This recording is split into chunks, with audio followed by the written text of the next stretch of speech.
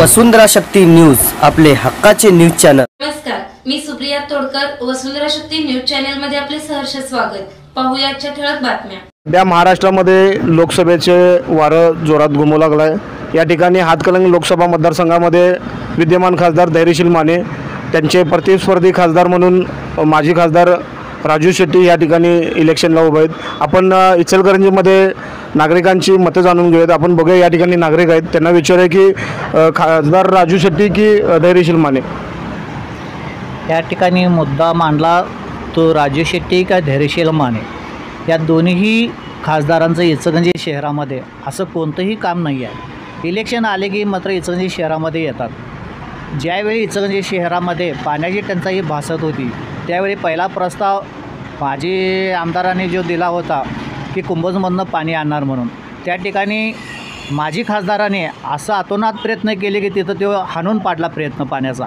आणि आता परत जो पाण्याचा प्रश्न चालू झाला आहे, परत त्यालाच इचलकरंजी शहरामध्ये पाण्यासाठी असणारा जे आंदोलनाचे मोर्चे काढून जे निवेदन द्यायला चाललात, तीच लोक आता त्या राजू शेट्टीला पाठिंबा द्यायलात। एकीकडं जनतेची फसवणूक करतात आणि एकीकडं जनता म्हणते की आम्ही तुम्हाला पाठिंबा देतो। ही दुजाभाव इचलकरंजी शहराला नको आहे। जो कोणी पाणी आणणार आहे, जो कोणी पाण्याचा प्रश्न सोडवणार आहे, अशा माध्यमातून लोकांना उमेदवार हवा आहे। राजू शेट्टी म्हणतात की आम्ही पाण्यासाठी बराच प्रयत्न केला आहे। माझे सध्याचे विद्यमान खासदार म्हणतात की आम्ही सुद्धा पाण्यासाठी प्रयत्न केला आहे। मग आपली भूमिका त्याबद्दल काय? हे कसं वावड्या उठवायचं काम चालू आहे यांचं। तुम्ही सांगा, ह्या लोकांना एका रात्रीत पक्ष बदलतात, एका रात्रीत त्यांना पदं मिळतात, एका रात्रीत गुवाहाटीला जाऊन इचलकरंजीची नगरपालिका ही महानगरपालिका करू शकते, तर पाण्याचा प्रश्न हा दिवसा का सुटत नाही आहे? हा मोठा प्रश्न इचलकरंजी शहराला भेडसावत आहे। तर विद्यमान खासदारांनी माजी खासदारांनी ज्यावेळी भागामध्ये फिरत आहेत त्यावेळी 1998 पासून ज्या भागामध्ये रोडच झाले नाहीत आणि इकडं कधी बघितलं तर कुठल्या योजना नाहीत, कोरोनाच्या काळात कोण सपोर्ट दिला नाही। ज्यावेळी आम्ही मराठा म्हणून ज्यावेळी निवेदन द्यायला गेलो, पाठिंबा देतो, हे करतो ते करतो, प्रत्यक्षात ग्राउंड लेवलला कुठलाही खासदार आमच्याबरोबर उतरलेला नाही आहे। त्यामुळे ह्या इलेक्शनला मराठा समाज म्हणून या दोघांनाही तडाखा दाखवल्याशिवाय राहणार नाही। गेले 5 वर्ष आम्ही बघतोय इचलकरंजीचा विकास काय झालेला नाही, तरी पण आम्हाला हे दोन्ही खासदार म्हणजे दोन्हीही उमेदवार पसंत नाही आहेत। आम्हाला तिसरा पर्याय पाहिजे आहे। या ठिकाणी तुम्हाला तिसरा पर्याय वाटतो की असे कोण सुचते की किंवा कुठलं नाव तुमच्या डोक्यामध्ये तिसरा पर्याय? तुमच्या डोक्यामध्ये निंचेकर साहेब हे आहेत, महाविकास आघाडी करून त्यांनी तिकीट द्यावी। पण असं का वाटते की हे दोन्ही उमेदवार नको आहेत? असं काय कारण नाही की याच्या मागे ते? मागच्या वेळेला पाणी प्रश्न मोठा होता, त्यावेळेला राजू शेट्टींनी स्टेजवर जाऊन सांगितलं की इचलकरंजीला पाणी मिळणार नाही आहे। आम्हाला इचलकरंजीला पाण्याचा प्रश्न मोठा आहे। आता 4 ते 5 दिवसात एकदा पाणी येतं आहे, पाण्यामुळं लय हाल होत आहेत। त्यामुळं पर्याय तिसरा आम्हाला पाहिजे आहे। हे फक्त इलेक्शन आल्यापुरतं बोलतात, बोल बच्चन आहेत दोघं पण, म्हणजे दोघंही पाण्यासाठी काही दोघांचंही योगदान झालं नाही असं तुमचं म्हणणं नाही आहे। बरं, यासाठी तिसरा पर्याय तुम्ही म्हणजे एक नागरिक म्हणून तुम्हाला मिंचेकर यांचं नाव योग्य वाटतं? योग्य वाटतं। ठीक आहे, ओके। या ठिकाणी राजू शेट्टी आणि धैर्यशील माने यांचं ऐकून घ्या। राजू शेट्टी 10 वर्ष होते इचलकरंजीच्या पाणी प्रश्नासाठी, त्यांनी काहीच बोलले नाही। त्यानंतर धंदा बी मोठा गेला इचलकरंजीचा, ते बी आम्हाला नको आहे आता राजू शेट्टी बी। मग यामध्ये आपल्याला तिसरा पर्याय काय? तिसरा पर्याय असा आहे, महाविकास आघाडी कुठला जर उमेदवार देईल तो राष्ट्रवादीचा प्रतीक पाटील असू दे। अच्छा, म्हणजे तुम्हाला जेणेकरून वाटते की स्थानिक इथला उमेदवार नको, बाहेरचा उमेदवार असावा। तरी बी इचलकरंजीला जर कोणतरी नेता जर उभा राहिला चांगला मराठा समाजाचा तर पाहिजे, का राजू शेट्टी बी नको, धैर्यशील माने बी नको। असं का वाटते की दोघांनी बी आमच्याकडे लक्ष दिलं नाही, म्हणजे स्थानिक प्रश्न सुटलेले नाहीत? अजिबात नाही। बरं, यासाठी तुम्हाला तिसरा पर्याय योग्य वाटतं? त्यामध्ये कोणाचं नाव सरस वाटते की? मला असं सरस काय वाटतं, एक तर स्थानिक लेवलला कोणतरी असावं चांगला नेता इचलकरंजीतला, किंवा बाहेरचा जरी प्रकार आला तर मराठा समाजाचा असावा। नवीन चेहरा लोकांनी पाहिजे। आता 2 वेळा राहुल आवाडे साहेबांनी प्रयत्न केले खासदारकीचं, आता त्यांनी राहुल आवाडे साहेबांनी ही चान्स आहे। आता नवीन चेहरा 100% खासदार होईल। म्हणजे एकंदरीत तुमचं मत आहे की राहुल आवाडे साहेब या खासदारकीला असावे? राहुल आवाडे साहेब खासदारकीला असावे। गेल्या धर्मला खासदार शेट्टी साहेब होते, त्यांनी फक्त शेतकऱ्यांनी जपलं। आणि इचलकरंजीचा मोठा प्रश्न आहे की वस्त्रोद्योग प्रश्न आहे, पाण्याचा प्रश्न आहे, त्यामुळं त्यांनी जे क्लिअर करणे दिले नाही, त्यामुळे त्यांचा मागच्या कालावधीत पराभव झाला।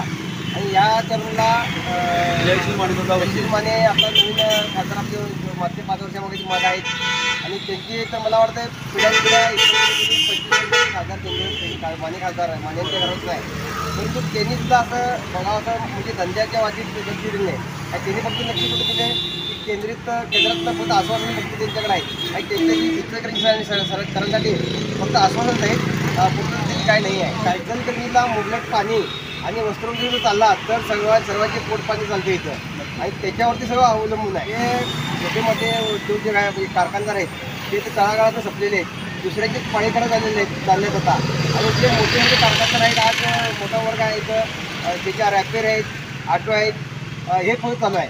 बाकी किरकोळ कारखानदार हा पूर्ण संपलेला आहे. आता फक्त वीज कुठला आहे तर तिकडून इकडं पक्षी फोडायचं हेच फक्त चालू आहे.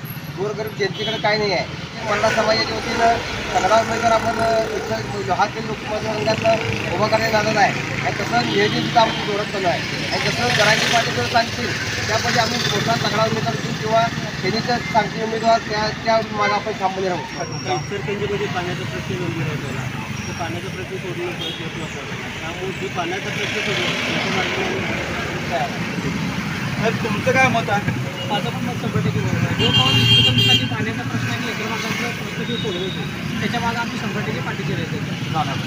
तुम्हाला असं वाटत नाही का की फक्त आश्वासन दिलं जातं आणि तुमचा जो विचार आहे हा परत आम्ही कुठे पोल ठरेल असं काय वाटतं? आतापर्यंत मागील 5-10 वर्षात जर बघितला फक्त इचलकरंजीला आश्वासनच मिळालं की आतापर्यंत कुठलाही खासदार आलेला नाही किंवा कुठला आमदार पण आलेला नाही अजूनपर्यंत की बाबा पाण्याचा प्रश्न सोडवतो. मागील 5-10 तिथंपर्यंत पूर्तता केली पण ते कुठलं काही तर कारणास्तव त्यांनी डावललेले गेलं त्यांना त्याचं. तर दुसरा आता पर्याय म्हणजे तुळकूरला येतो. तुळकूरला पण तसंच मिळायला गेली फक्त इचलकरंजीला आश्वासन मिळायला लागलं. प्रत्येक नेता येतोय जातोय की बाबा आपल्याला काय तर पूर्ण पण आजपर्यंत असं झालेलं नाही की इचलकरंजीला पाणी मिळेल किंवा वस्त्रोद्योग सुधारेल वगैरे असं. आत्ताच्या इचलकरंजीमध्ये फक्त एक वोटिंग बँक म्हणून बघितलं जातं असं काय वाटतंय का? 100% मराठा उद्योग आणि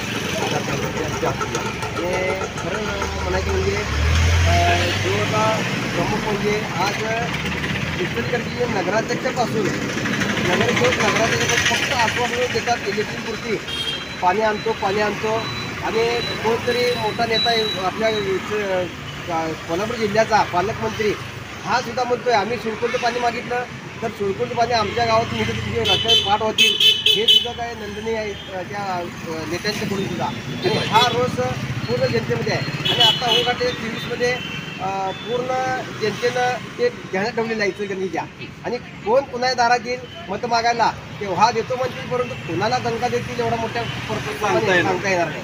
महाराष्ट्रात आहे ते विकासाचंच आहे.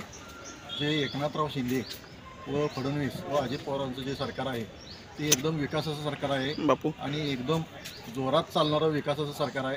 त्यामुळं आत्ता ज्या मोदी साहेबांचं जे ब्रीदवाक्य आहे अब की बार 400 पार हे होणारच आणि नक्की होणार आणि विकास हे दुपटीनं आणि जरा पळणार.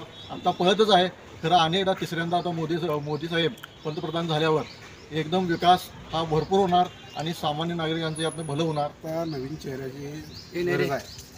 मागील जे विकास बघता पाण्याचा प्रश्न असेल किंवा पूरग्रस्तांचा जो प्रश्न आहे खासदार हे कुठं दिसलं नाही. त्यामुळं नवीन चेहऱ्याची संधी आता लोकांना हवे त्यामुळे नवीन चेहरा लोक जाणून बघून निवडून येतील असा अंदाज. शक्ती न्यूज यूट्यूब चॅनेलला सबस्क्राईब करा आणि परिसरातील ताज्या घडामोडी सर्वात आधी बघण्यासाठी बेल आयकॉनला क्लिक करा.